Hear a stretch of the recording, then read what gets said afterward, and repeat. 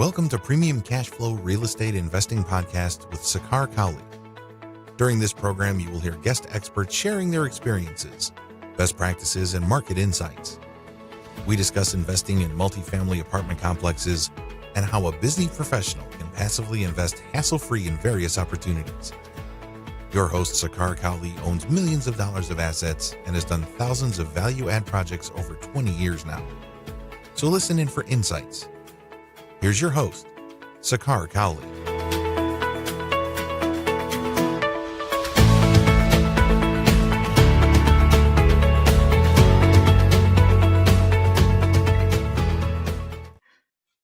So welcome to another edition of Premium Cash Flow Podcast. Today, I have the pleasure of having Mr. James Kandasamy, and James is with Achieve Investment Group. And James is owning well over 1,500 units now spread across various apartment complexes. And James, along with his wife, has achieved an incredible amount of portfolio in a very short time. So without further ado, James, I want to welcome you to Premium Cash Flow Podcast. I think our audience are going to enjoy your experience and your advice that you have to share as it relates to apartment complex and general real estate investing. So I want to welcome you to the show, James. And if you can share, James, in terms of where you started and how you went about your real estate journey, that would be so great to hear. Sure. I mean, James Kandasamy, happy to be here, Sakar. Thanks for having me here. Sure. We started in single family houses back in 2013, and then 2015 when we moved to multifamily, right? So, single family is where we started. We started with 13 single family, where 11 of it was rental and 2 of it were flip. And after hitting a bottleneck in single family, we moved on to multifamily. Mm-hmm. So we have been doing multifamily since 2015. Right now we have like almost 1,400 units in all in San Antonio and Austin. Mm-hmm. My wife and I runs the show. She runs the operation and rehab, and I do the acquisition and investor relationship. So, right. Mm-hmm. So she's very strong in her area. I'm really good in my area too. So that's how I got started. Sure. I think your operation, James, is more or less in terms of structure is similar to mine, where I also focus on acquisitions in our side, and my wife primarily oversees the renovations and property management aspect of things. That's so good. There's some similarity. Now you know all the problems we have, right? Yeah, in the marriage. Both can relate. What are the things we talk when we are on the bed? I know. So, James, how was your first deal? What made you shift into, let's say, apartment complex investing, and what was sort of that tipping point that you thought that, hey, single family model is probably not going to work? What made you shift towards multifamily? Well, I mean, single family worked very well, right? I mean, you can find a lot of deals, quickly, because it's smaller deals, right? I mean, you 200, 300,000 or 100,000, you can buy a house and you're on your own, right? You can control everything. The cash flow is in fact, if you look at cash flow, it can be much better than multifamily. However, I was doing a lot of analysis on why people say multifamily is better, right? I can never find a reason for 1 week, because why is that? Why is multifamily is better, right? Yeah, I understand the scale, I understand the business aspect of it, but we can work hard and make single family, we can make like 20-30% easily on single family, and multifamily people are talking about 8 to 9%, and why is that, right? But so after 1 week, the aha moment came in on the force appreciation play of the multifamily, where you can refi and pull out money, right? So that is something you can't get in a single family. I mean, after then I realized, oh my God, that's the whole thing, right? Because you can force appreciate, pull out your money. You can still do it in single family. In fact, my single family portfolio, I almost refi like 3 or 4 times, bought it at 45,000 and rehab it for 10, 15,000, become like 75,000. We rehab it once, and go to 100,000. We rehab it twice. And And then we go to 120, 30,000, we start rehabbing. And now we have started selling our single family home. You can do that too in single family, but the amount of work, because you're playing on the smaller scale too, right? You're playing on one or onesie, twosie. So the amount of effort that you put in is a lot more in the single family, right? But multifamily, you're running it like a business, right? If you're really good at running people, running projects, turning around things, if you have passion for it, you're doing it on a much larger scale, and you make a lot more money within the short time frame. So end of the day, investment is about time value of money. You can make $10 million from now until 70 years old. At 70 years old, you probably have $10 million, or you can make $10 million in probably 4 to 5 years, right, where you can enjoy it right now, right? So it's all about IRR, where's the time value of money. So multifamily is where you can accumulate growth and wealth very quickly within a shorter time frame. Very well said. Very well said there. And James, how was your first deal like? How many units, and how you kind of sourced that deal? How did that come about? So first deal was 45 units. As I said, since 2010 until now, everybody says every deal is expensive, right? I mean, the same thing in 2010 too. Deals were expensive because they had other problems, right? So it's all relative. It's always relative, right? All the time, everything is expensive, but the time to buy deals in real estate is always now, right? It's yesterday, right? So true. So we bought 45 units at that time. I was looking for deals. I was doing single family, right? And it's hard to get into multifamily, especially if you're an indie, because you are a different league. Right. So I started talking to brokers and talking to people, trying to get deals. And this was 2014. And it's just so hard because nobody will listen to you. I think even now is the same thing, right? Same thing even in 2013. I'm sure it's the same thing in 2010. It's hard to get started because it's a different league, and brokers really doesn't want to talk to you and risk their commission with a newbie, right? So what we did is we started going direct to sellers. Hey, we do that in single family, right? That's how we bought out of 11, we bought 6 free cash out of pocket. Oh, really? Wow. Almost zero cash out of pocket. So yeah, we had 11 houses. Average cash out of pocket was $6,000 per door, and this was in San Antonio. So it's not like a distress market like Detroit, or where nobody want to go and invest at that time. Sure. Now probably things have changed, but it's a hot market, right? So we say, hey, let's do that in multifamily, right? There must be one guy who want to sell direct to us, right? So we use something called text blasting, and we're able to find someone who said, hey, why we're thinking of selling this and all that. And you'll be surprised. I mean, these are the same tactics that brokers use, right? So brokers, when they get started, they also have to establish relationship, right? No sellers just want to give their multi-million-dollar deals to any brokers, right? So it takes time for them to establish relationship. All the top brokers also, all of them started this way, right? They started establishing relationship. They started, building their credibility with some sellers, and that changed their whole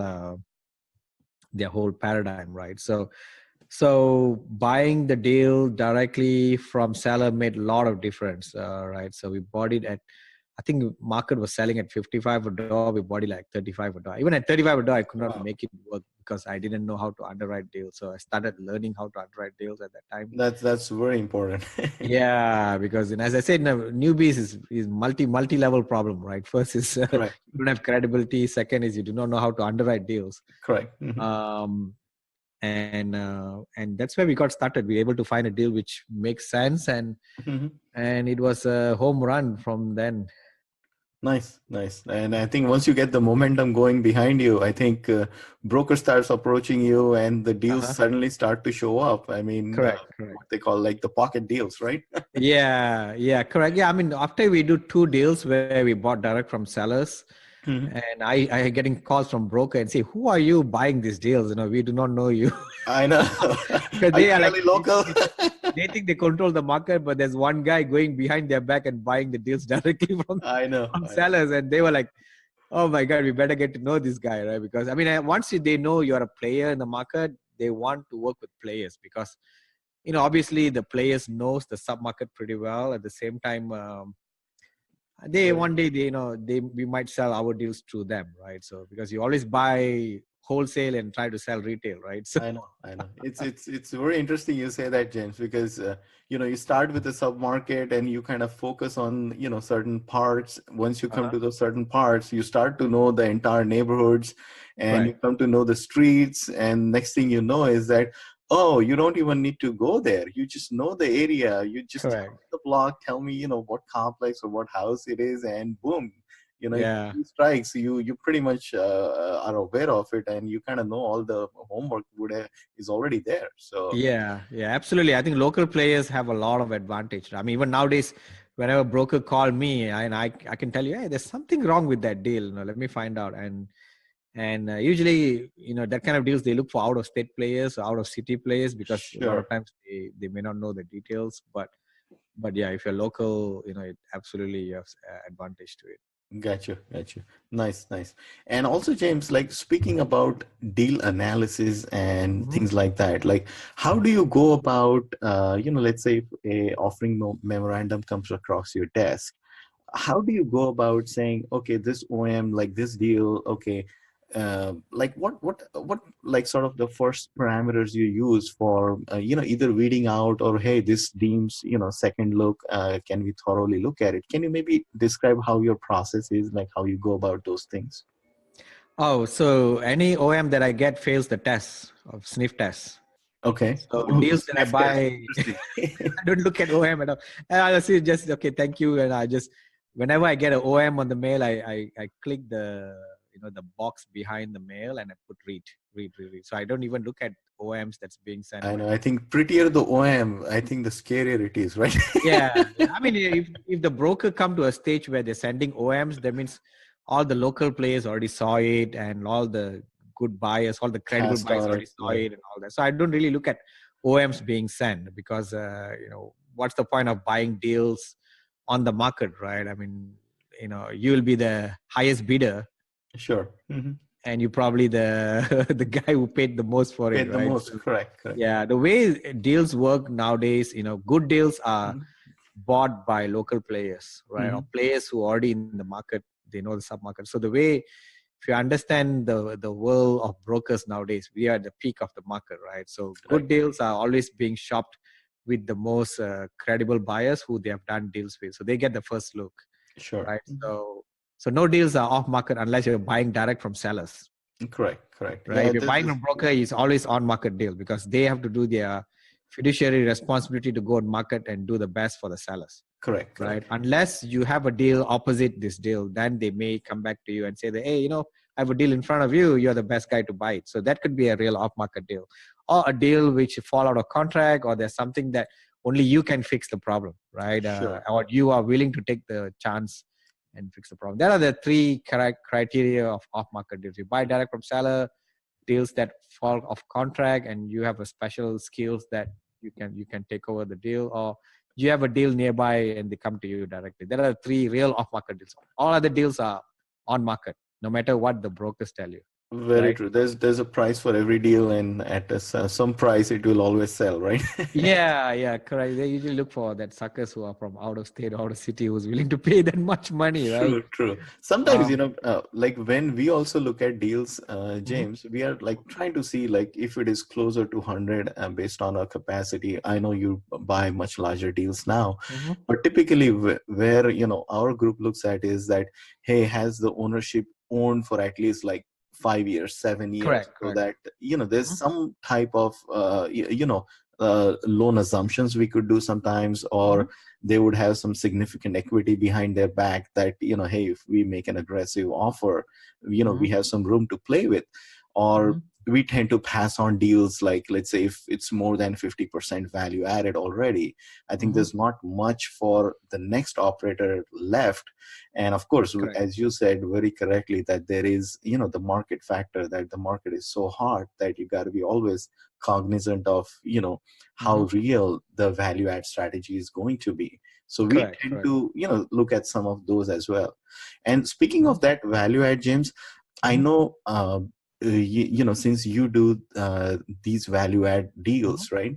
So how are you doing? Like, how are you positioning your dollars? Like, how much are you spending? What type of improvements you are doing, interior, exterior? Can you maybe describe Good, some good. of That's a those really good aspects? question. So basically, we focus a lot on the interiors, but the exterior also, of course, we do it, right? But um, so yeah, we do exterior as well, but a lot of focus on the interior. But you'll be surprised to see how much value add just from not doing anything. So Mm-hmm. what do I mean by that, right? So just Mm-hmm. by installing good management, you Sure. can get a lot of value add just by good management. You don't have to do anything to the property, Mm-hmm. because a Mm-hmm. lot of property management company are just so mismanaged. The tenant knows how bad they have been living in different places.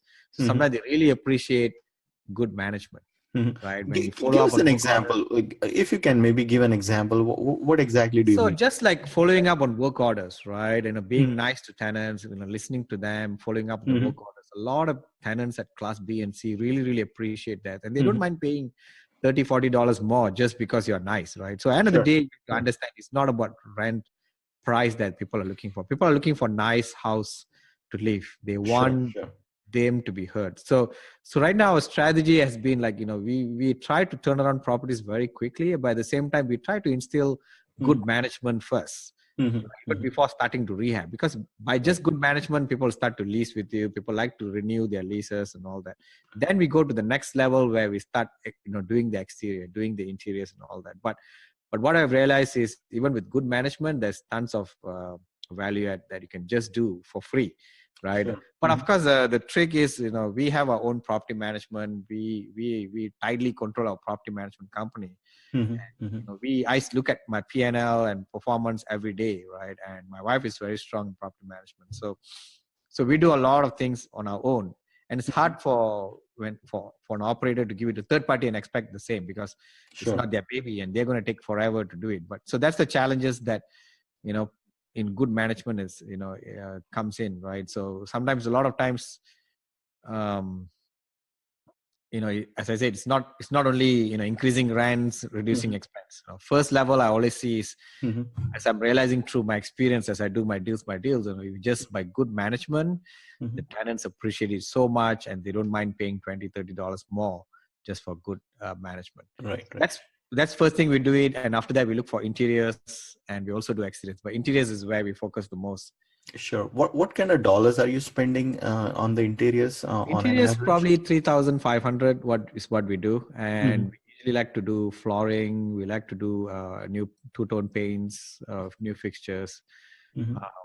new toiletries, new toilet pictures. Mm-hmm. So these are things we do. I mean, we used to do crown molding, stainless steel, and all that, but we realized you don't really have to do that much, right? To It's turn around. based on what the demographics around the neighborhood is and Yeah, what. correct. But most of the tenant demographics nowadays, they are okay with black appliances itself, good flooring. And as I say, the most important thing I realize is not all this money that we are putting in. Of course, it attracts people to I, come and live in a nice place and nice units and all that. But lot of things I see is just good management I makes know. a huge difference. I think what you said earlier, James, about having a listening ear and having a bit of showing empathy basically Yeah. towards a tenant base, and Mm-hmm. I think I refer to my tenants as being resident tenants. Basically, I Mm-hmm. always say that, hey, you're the resident of the unit, and I Correct. always treat them with utmost respect. And Mm-hmm. like, we barely have vacancies in our portfolio in general. Like, every Correct. now and Correct. then, things do happen for a Mm-hmm. certain reason. People are moving out. Mm-hmm. And speaking about your deep value add plays that you do, like, Mm-hmm. have you seen, like, when you acquire these properties, James, like, have you seen that, hey, due to like the different repositioning you're doing and things like that, or let's say Mm-hmm. if the tenant base is different than what Mm-hmm. your strategy is, have you Okay. seen any like tenants who leave and you have sort of a drop in occupancy in your sort of complexes as you are kind of trying to repositioning the entire asset class there? Oh yeah, absolutely. So always deep value add, the tenant occupancy will drop from 90 something percent at sale of point of sale, right? So to Hmm. almost 75%, 77%, because we are Wow. new sheriff in town, Hmm. and we want to do quick turnaround, and people start leaving because now they say, oh, we have been living like this for 10 years. Now this guy doesn't understand what we are going through, right? So, Right. and the property is also distressed, so they don't really see immediately, see a Mhm. big mismatch of expectation from the new owners Mhm. or the new management company compared to the performance of Mhm. the property, right? So, but we are able to recover very quickly because we do a good job in rehab. Mhm. So within 6 months, we go back to 90%, right? So, but by that time, you will have a much better tenant base. You have a much better staffing, and you have much better units that has been rehabbed and the exterior has been rehabbed. So people see that. But so our occupancy always drops because we do value add. Even on a stabilized deal, Mhm. in San Antonio, we still see value drop because people like to skip when they see new management. They think that they can escape not paying rents in Class B. Interesting. So you're Yeah. saying, James, if I heard you correctly, you're buying properties that are more or less stabilized, but still maybe like Class B, trending towards Class C, things like that. Mm-hmm. And you do your deep value add plays. Mm-hmm. And during that time frame, you see that occupancy dip because it's just the state of affairs in that apartment complex, and maybe more so because I think you're going to direct owners, so that whole buildings or that apartment complex in some state of deferred maintenance, or needing a lot of TLC all around the units. Is that kind of what describes in general, like you're going direct to the sellers for the most part? So in that. Yeah, but it's still, I mean, the sellers use third-party property management. It's just the different standards of property management, right? I Sure. mean, if you look at asset classes, multifamily, yeah, I mean, it has been making money for the past 10 years, but it's also one of the hardest asset class to manage, Absolutely. right? So prop, property management is where you make the money, right? Especially Sure. if you install a good one. So even in deep value add, it goes from 90 to maybe 75, 77. But even Oof. on a good deal where we think it was stabilized, even a B class, we think it's 95% good tenant base. Once we take over, it usually drops to like 90 to 85% because we are coming in with different standards, right? Sure. We try Absolutely. to put in new criteria for tenant base, and it's just how it is, how I've seen in That's just how what's business happening. works. You Yeah, you yeah. have I'm your not sure new whether other rules. markets is different, but I'm not sure how occupancy doesn't drop once at ownership change. Maybe I don't know. Maybe there's some skill that I don't have, but I only see tenants leaving after we take over, and we are just ready because now all the bad guys leave. Now we have No, this you house just expect. for You us. just expect that surprise, and Correct. I just make see sure how bad investors it are aware. drops. I just wait and see how bad it drops. But on a stabilized deal, we see it drops like 85 to 85% to 83%. But on a deep value add, it goes to like 75, 77, Right. just because it And has been distressed. speaking of acquisitions now, Mhm, James, mhm, like, so when you're looking at the like, let's say OM, how mhm. are you analyzing? Do you pay attention to what the pro forma is calling for, or are you mostly basing your sort of your acquisitions most on what the current state of affairs is, or what the T12 has called for? Is that No, kind I of don't look at pro forma at all. We have our own pro okay? forma that we put in because we know the expenses that we gonna use to run, right? Mm-hmm. I really don't look at OM. In fact, one of the deal I bought recently, until we close, on the day of closing, I say, "Did you ever had OM for this deal?" Then the then the broker say, "Yeah, we had OM." Okay, can you send that to me? So Oh my God. yeah, because a lot of times we will know whether a deal is good deal or not just by the tone of voice from the broker, Oh, I see. Mm-hmm. right? So if it's a good deal, they're talking to an experienced buyer, right? Mm-hmm. So they don't have to sell a lot, right? Sure. If it's not a good deal, they have to tell you a lot of stories about the deal, right? Sure.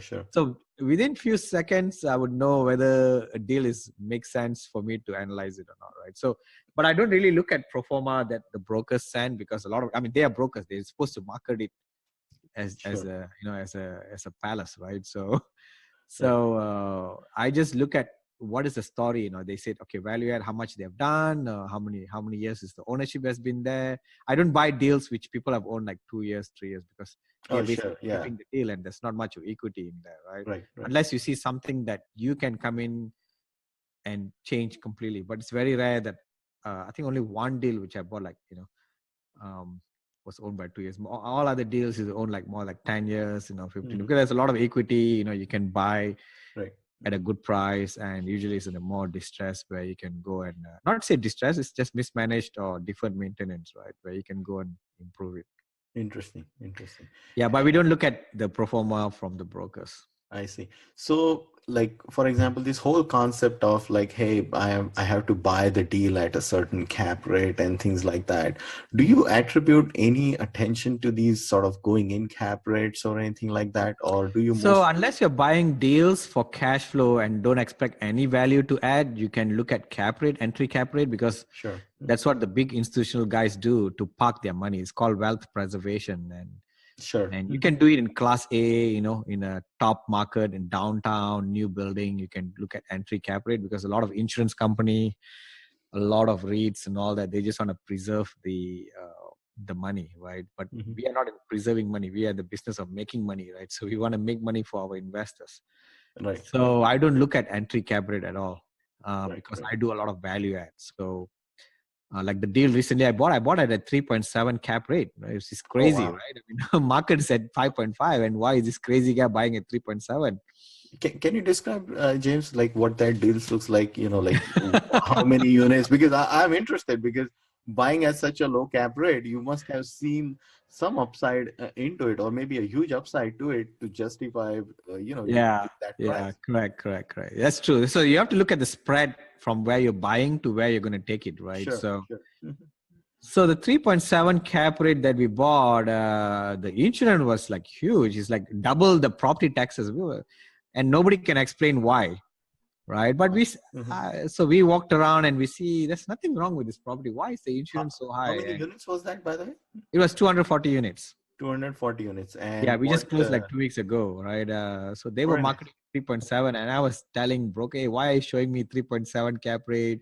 But when I look at the financials, I say, there's something completely wrong, right? So that's why I say that one of the biggest skills that any underwriters or any operators need to have is, looking at financial and catching that, right? Because Sure. that tells the whole story. And I say this is something wrong with the financials, and they said, and everybody's questioning why the insurance is so high. Insurance was like 400,000 for 240 units. It's supposed to be like 70,000. Instead of 70,000, it's 400,000, and they left it there. And they put it, of course, in the pro forma they took it out, but we usually don't buy on pro forma, right? We look at actual, and nobody can explain. And we say, they say the one building had a fire. I said, even a building with fire shouldn't be 400,000, right? So I talked to my insurance agent. He said, no, it Unless shouldn't there be is that like much. a flood insurance or like a flood zone. Yeah, we were like trying to find out why is it 400,000. Even the seller doesn't know. Seller said, yeah, I didn't build the burned unit, and they charged me so high. And so we just went ahead and with the due diligence, we said something wrong. So we are going to discard that 400,000 and just put our numbers of I think 60,000, 65,000 of insurance, because that's what we usually do for that price. Wow. So that itself can add like 300 and like 340,000 to your bottom line. Yeah, That's correct. So we unbelievable. just went ahead and buy. So 3.7. I mean, we were doing due diligence, and we were doing, and we cannot find anything wrong with that property. Yeah, they are here and there. They say there's a rodent issue. The rodent might bite the wires, cause fire. So many things. Oh wow. We were like really finding out why is the insurance so high. So I did some. What year was this built in? It's 1980s. Oh wow. Okay. It's a new property. It's a very nice property, right? True class B. Yeah. It's a class B property in a nice location. The seller owned it for 24 years. One owner. Okay. Let's say original owner, more or less. Original owner, yeah. They sent me a survey in a big white paper. It's not even in electronic copies, and Wow. It was crazy complex transaction. So you saw upside in, like, let's say, reducing these type of expenses. Did they Yeah. had any other issues in terms of like high contract services or some No, other? not really. That was the biggest one, right? I mean, their Mhm. rent was low, right? Because same guy Okay. owned it for 24 years. They never Sure. put money into the deal and all that. Mhm. But amazingly, so even my investors, when I present to them, they say, James, how are you going to solve this insurance problem? I say, well, I do not know what's the problem. There's no real problem, right? So I have to go with my gut feeling, right? So it's very interesting because halfway through, we were like, then I called the insurance people and they said, Mhm. no, we have a new quote for 85,000. Okay. So 400,000 to 85,000. So the insurance, the current seller's insurance, I call them directly. I say, I told them, hey, I want to look at these and maybe use you guys as an insurance person. So they were excited now. Mhm. Mhm. Right? Because now they say, oh, the business is going to continue with them, right? So I say, is there anything wrong with that property? They say, no, nothing wrong. So why is it 400,000? They say they're not sure. So they used to charge. So I mean, fast forward as we go along, the banks start asking, why is it 400? The appraisers start asking, why is it 400,000? And we went back to the seller and really asked him, why is this 400,000? The seller said, no, there's nothing wrong. The same thing. But then because the banks start asking the appraisal, so now the sellers start looking at the P&L and say, oh, it's an accounting error. Oh my God. How convenient for you. How convenient, yeah. He said, oh, actually, it's actually owner draw. Mhm. Owner were drawing money from the property for own use. Mhm. And they found out that it was actually an accounting error. The draw that they were making, like Mhm. 100, 200,000 on a monthly basis, were actually Mhm. charged to insurance. Oh wow. So can you see the opportunity that you Oh have my on the God. property Yeah. management? Even the property management doesn't know, Wow. right? So Yeah, they probably ignore that because they're saying, hey, the owner is paying it, and they probably just completely discarded. Hey, we have nothing to do with the we have insurance. nothing. Yeah, they don't really care. I mean, Yeah, 24 exactly. years ownership, who cares, right? Yeah, So, yeah, exactly. and the That's owner doesn't care because she's just getting money. She just do not know where it's got charged, right? And the true, broker also true. didn't really see, right? So they An could not. apartment complex being owned for 24 years. It Yeah. does not get any better. Oh my goodness. Well, this is the first podcast I'm talking about this particular story because we just closed like 2 weeks ago. Wow. But it's going to be a really good value add because it's in a good Nice. location and it's So 24 what years. sort of rent bumps you are expecting, by the way, James, on this? At least $100 per door. Oh. I think we can get more, but I do not want to overpromise. Mhm, mhm. But it's just What's the market like? Is it demographic wise? Is it like university close by, or is it it's close close to, it's on the shopping? south side of San Antonio. Is a gentrifying area. Mhm. Not university, but it's close to like some manufacturing plant. Like Toyota is nearby. We have a we Okay. have a Mhm. Texas edition Toyota trucks Nice. Mhm. being produced there in Uh-huh. San Antonio. So it's close by to that. We have another property nearby, so we know the market pretty well. Very good. Yeah. Uh, Mhm. yeah, so there are the things that and Yeah, that helps. That if you look at cap rate, you're gonna pass it, right? Oh, absolutely. 3.7, you're not touching it unless you know Yeah, that even market very well.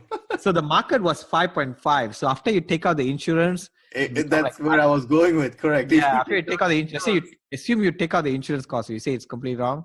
You go back to market rate 5.8, right? So Wow. I'm still buying it at market, Yep, yep, right? yep. Still Absolutely. buying it at market, but the thing is the upside Mhm, of the spread from after you buy it mhm, to the point where you're gonna uh, stabilize your pro forma and the mhm, next 2 years is basically 8%. So mhm. you're taking it from 5.8 to 8%. So you can see the spread of 2.5%. Wow. That is the value add that you're doing, Right, right, right. right? Absolutely. So I look for that. I look for the spread, not for day one cap rate. I mean, that kind of deals no more existing now where you can No, I get know, I know. And I think you definitely want to find such anomaly where I think, hey, the expenses could be high or something is off. And correct. that does come by experience for sure. I mean, and Absolutely. typically, speaking of that, James, Mm-hmm. under your operation, that the Mm-hmm. other apartment complexes you have and Mm-hmm. stuff, what type of, like, are you doing rubs in them? What type of expense ratios you are running those properties at? We are running at 48 to 52%.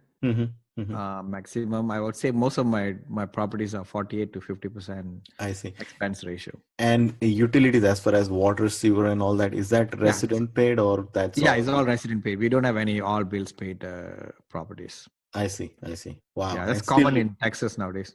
I see. Interesting. Interesting. And I want to highlight your book, the recently one that you released, James. Oh, cool. Passive Investor's Guide to Commercial Real Estate. Okay. And you want to maybe share a few words about that, and I think we can delve into how you structure your deals and Okay.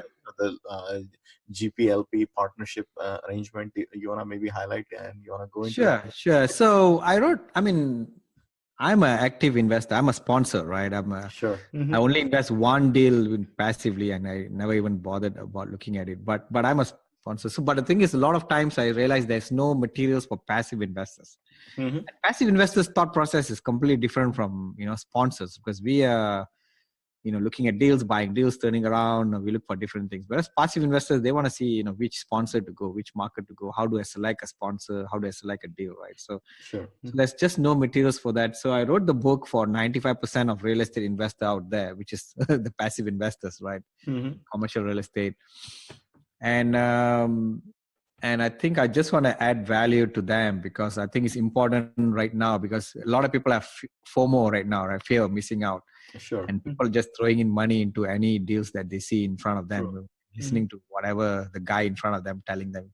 Right. So, but I think giving a book gives them an independent source of verification on how do they should go about and choosing their deals. Right. I mean, there's a lot of books on stock investing, right?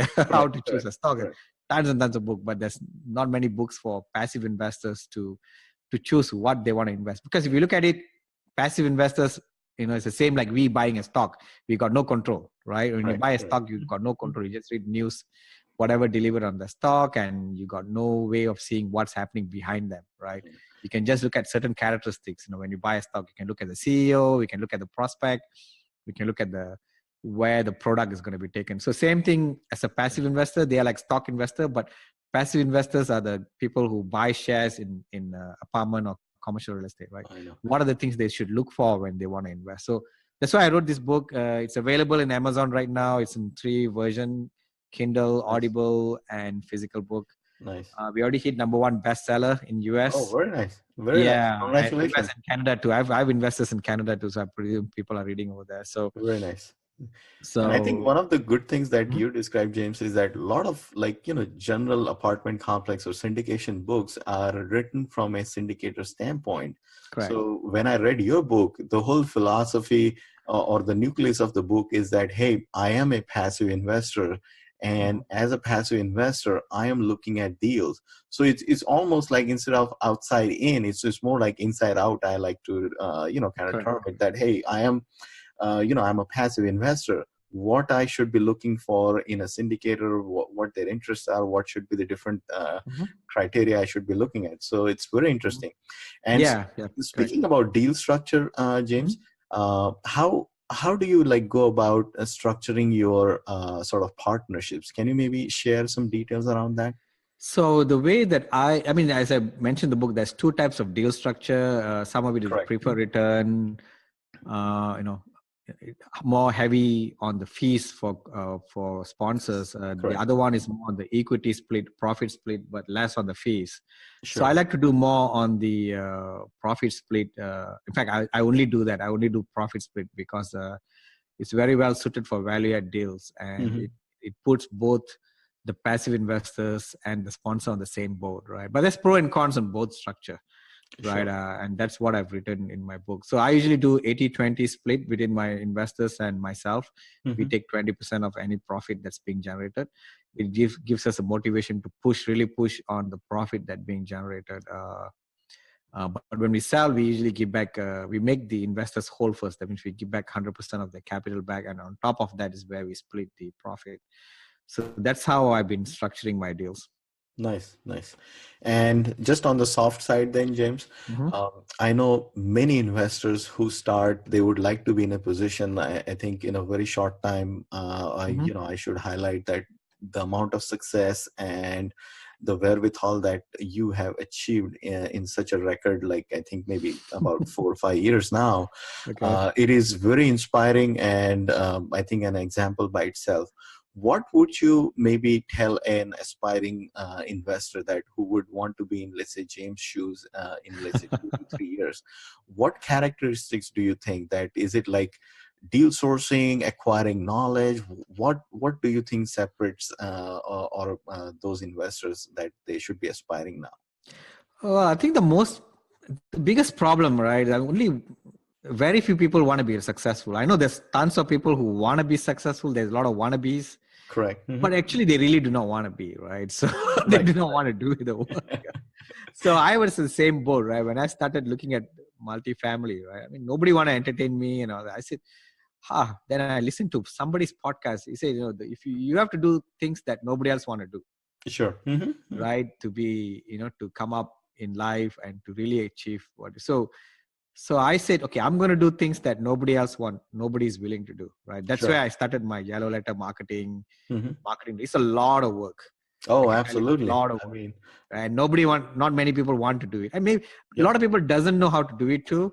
Correct. But I can't blame them. But they have to go and figure out resources and how do we get started. It's complete specialized knowledge. I mean, trying to come up with lists, sorting the data, and correct. trimming out the records. Trying to in fact, I mean, most of the entities, for example, where these things are owned. They're all hidden. You almost have to go to that second level or third level where you're going and trying to find out that, hey, who owns this, who's the true owner, and going behind and trying to do sort of an investigative skip tracing work, as they call it. It's a lot of work, I can tell you that. And as I said, the problem with a lot of people who want to be in my shoe is because they do not want to be in the shoe. I mean, they want to be, but they're not really want to be. Sure. I understand. I really need to be. I must be successful. I need to wake up at 4:00 in the morning. Absolutely. And I can tell you, they say, anybody have done it? I don't think so. And I was working full-time job when I started all this. Right? Oh, that's true. That's very true. So I had like 340 units while working W2 job. And how did I do it? Right? It's not easy. Right? Oh yeah, it's not easy. So I used to wake up. Tell me how I know. So we wake up like 4:30. I wake up in the 4:30 in the morning, and I really, really work hard. I mean, of course, we do the normal morning rituals and all that, right? Sure. Meditation but the thing is, the willingness to wake up that morning and tune your mindset, and after that, working on your business before going to work. It's a lot of work, right? And coming back at night, and you have to focus. And sometimes on the weekends, we really, really work hard to do things that other people don't want to do, like looking for sellers, learning, listening to podcasts, learning from books, and as I said, I mean, a lot of people want to do it, but really not many people want to do it. I mean, for example, let me give you an example. I have my webinars on how to analyze multifamily markets on my website, right? I mean, that's the highest view. A lot of people look at it. And on that webinar, I told everybody, I said, if anybody wants 15-year data of your sub-market, email me at this email, right? And out of like 500 views in that webinar, there was only 2 guys until now who have asked me that question. Wow. Right? I think, I mean, I always like to say this, James, is that now is a phenomenal time to be a student, whether it is podcasts or YouTube or books. I mean, a lot of great books. In fact, on Amazon, you can find it used for like $2 or $3. I mean, it really is amazing, the amount of knowledge that's available. And I mean, as you said, the specialized reports, there's all kinds of knowledge. I mean, I always like to say that, just be a student, have a student mindset. If you are a learner, there's sky's the limit. And in my podcast and on all our banners and stuff, like we always highlight, like, learn, grow, and serve. That's kind of, you always are learning, growing yourself, and you just have that service with mentality, or service with integrity, I like to call it. Correct. That's a great point. So end of the day, when I said whether they want to do it, it comes to their mindset, right? So as I said, a lot of them really do not want. It's a Pareto principle, right? I mean, Right. I have contractors where I said I want to do a monument sign, and I call 3 contractors, none of them show up. Right. This is a monument sign, right? It's like what, $20,000 business, and Right. everybody says coming, nobody will come, right? Because so I realized that there's very few people who will really do something that that they really want to achieve in life. That's Oh, absolutely. most of them don't want to do things, right? I mean, even though they want to be, they want the easy way. Yep. Right? There's no shortcuts, that's for There's sure. no I mean, shortcuts unless your parents are super rich and give you the money. it's interesting you say that, James, because I also wore the sort of the W-2 hat for decades, and Uh-huh. had my real estate portfolio on the side. Uh-huh. I would always invariably go to Home Depot to look at something or do some shopping, because in the evening I would have some meeting or some type of answer that I have to go, or some problem to solve, whether that's whether it's paint, tiles, or whatever. You're always busy, like focused on your goal. So I hear you where you say that, hey, you just have to focus and be dedicated towards really doing the right thing, and not just talk about it. Correct. So, I mean, as I said, I mean, a lot of people who work with me as well, they know I've been, we are making a lot more money mhm. doing our own business, but they don't come and ask you, how Right. do you do it, right? Right. So, for example, I did lay out like my text blasting strategy in one of the top podcasts.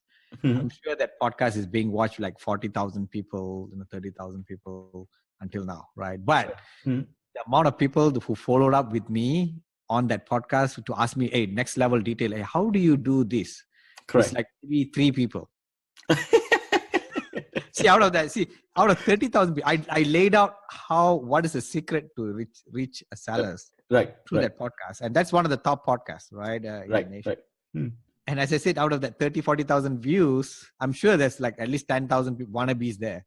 No, Right? Maybe 20,000 and the passive interesting investors, thing is right? that there are services out there. That was actually one of my questions here as well, to be Uh-huh. honest with you, is that what are the like contracting services or VAs or anything like that you use to outsource some of this marketing stuff? So I don't know if you want to go into that detail, James. Sure, we'll go through it, no problem. But I'm telling you, the amount of people who really want to do it, who's like move their It's a butt very towards that, subset. to You're absolutely find out, hey, what is the next level? Hey, James, he has offered all this advice and he gave his contact number. absolutely. Right? There's very, very few people who came to me and sent me a mail. James, tell me exactly how to do this. I know. And I will tell them. If they ask me, I will tell them. In fact, James, I like to say this always, right? That your success to your financial freedom is less than $300 to $500 away. And what I mean by that is you can pick the best books, you can get the best analyzers or the best courses out there, and you wouldn't be spending as far as, So less than, for example, for a less than $1,000, you can get top amounts of knowledge. And the key is action, doing it. Exactly. Doing it the right way, pounding payments, whether it's making phone calls, going, analyzing deals, looking at spreadsheets, making sense of the numbers. And as you said earlier that, hey, you know what? This $400,000 insurance is a sure anomaly, and it needs that expert eye and experience to spot those anomalies. And it only comes by experience and doing it. So anyways, getting back to that text blasting, you want to share some underlying details as to how you go about it? Sure. I mean, so we basically use, so of course we use sources like, what is this called? Listsource.com to look for people. Listsource is where all the title companies put their data in terms of real estate ownership. It's a public data, correct? Yeah, it's public data. So you can pay money. It's like one name is like 13 cents or what, you just take it. And you have to use a skip tracing software like TLO or LexisNexis, or nowadays I think there's a few other skip tracing software, and look for, mobile phone numbers or house numbers and all that, and start texting them. And it's a lot of work, right? Because now you need to go to like almost third level, fourth level to really correct. So, and once you get that, you have to follow up, you have to put into a CRM. My CRM was an Excel spreadsheet because at that time I didn't want to spend too much money into a CRM. So and they all start sending mails out, right? So yellow letter marketing to them too, to see whether they can be approached by a different places or not, by different ways or not, right? So these are the few things that I did to find my first few deals. Even my single family houses, I found really good deals when you go direct to them. And some of the guys who are really, really good at what I described to you is wholesalers. Oh yeah, Right. So absolutely. Their whole operation runs like that. yeah, the whole operation runs on getting motivated sellers, and people Correct. who buy from wholesalers are the people who do not want to do the wholesalers job. Right? So they're basically taking advantage. The wholesalers are patching in that gap, right? That 10 to 15,000 they're making is actually because they are doing the marketing and they have that skills, right? So Nice. so I learned a lot from learning on podcasts like Bigger Pockets podcasts on how wholesalers does thing, and I said, why not I try that, right? I mean, that's Correct. something that nobody want to do, Why right? not So adapt that strategy to apartments? yeah, yeah. That's So we that's how we're able to find direct sellers, and you'll be surprised on. I use my kids also to follow all the yellow letter marketing. So I have to look for that pictures. make them more. Yeah, I say, hey, this is how we make money. That's everybody fold letters. So they'll be I sitting know. in around. I have like 3 Hey, kids. you have to know the value of work. Yeah, exactly. Absolutely. And they used to, fold letters, and we put in, and during one weekend we do that. We were doing a lot of it when we were doing single family, but that's all Nice. part of the strategy and learning. Right. So James, just share with our audience, like, Mhm. what is the best advice you would have received, whether it was your mentors or whether it was your parents or friends, like what Mm. sort of game-changing moments you had in your journey? Like what were those sort of aha moments you have had so far? I mean, it's all about self-revelation, right? I mean, at the end of the day, real estate is just a tool, right? Sure. I mean, there was one aha moment when one in single family, when we were like doing this, when we were doing single family, um, we were rehabbing that unit, and, the contractor had a few workers with that, working with him. And we went and I saw this one old man, with a broom on his hand, and he was sweeping, and that was a big aha moment, because I realized, because of me, this person is getting a job.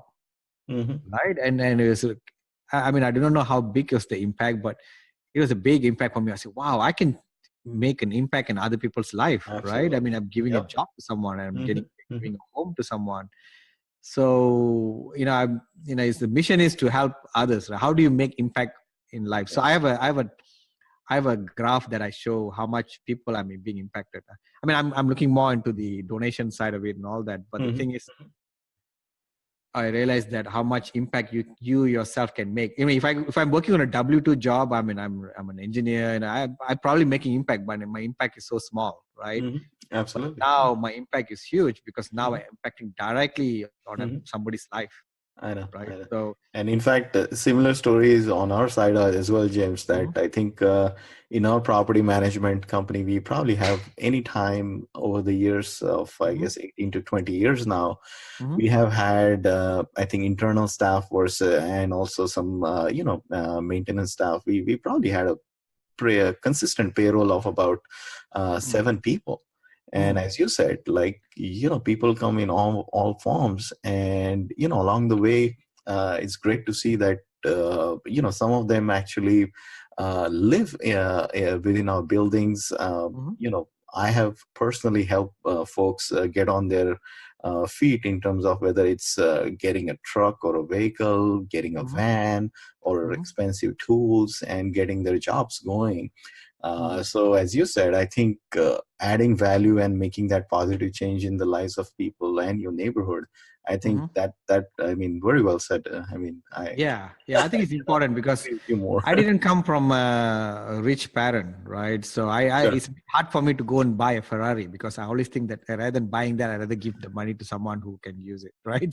sure, absolutely. So when we are able to make that kind of impact, it's a big fulfilling, right? It's a Right. self-fulfillment, right? So I think if we approach this whole game of real estate as you're helping people, Mm-hmm. you'll get, you may not be the richest guy or the biggest guy with the number of units, but you'll get Correct. the self fulfillment.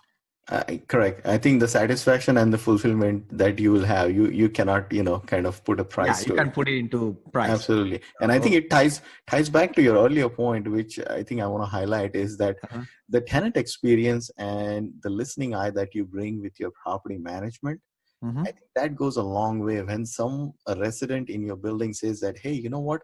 I have a property manager who's listening to my Mm-hmm. needs.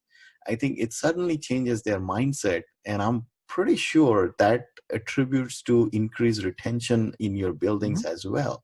Yeah. That people trust the property managers. They trust that, hey, I have someone I can speak to and relate my concerns if need be, you know? Correct.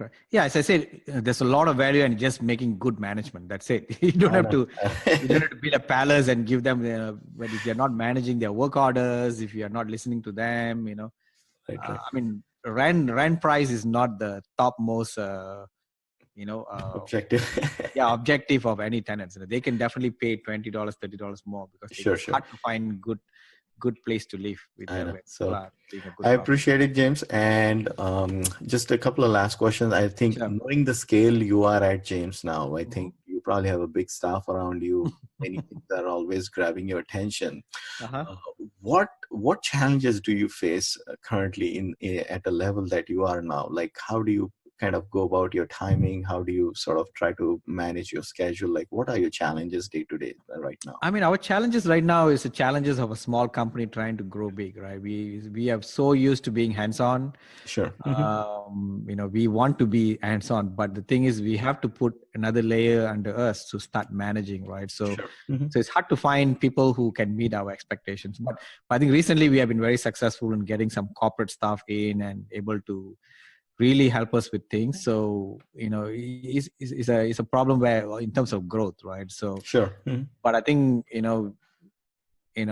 are managing it, right? So because we have our own A to Z operation, we also do property management, so we can't be keep on buying, overlapping, like today we buy, next week we buy. We can't do that with like some people. Absolutely. So I we think have to buy in a lot of respect, James, I think your your infrastructure is similar to us, that from acquiring to, looking through construction, management, upkeep of the properties. It's exactly like, how we are built around here. Good. So we like to buy and then we like to stabilize things before buying another one, right? Because it needs our attention. So we are going slower than usual, but some people may think it's not slow, but yeah, that's the problem we have. Who do we bring on as our staff at a corporate level that can help us and help us scale, right? At the same time, market is at peak, so there's not many deals out there. So we're not really rushing. So we are focusing a lot on operational efficiency nowadays. It's always that slow and steady, and being careful wins your race for sure. Yeah, correct. Absolutely.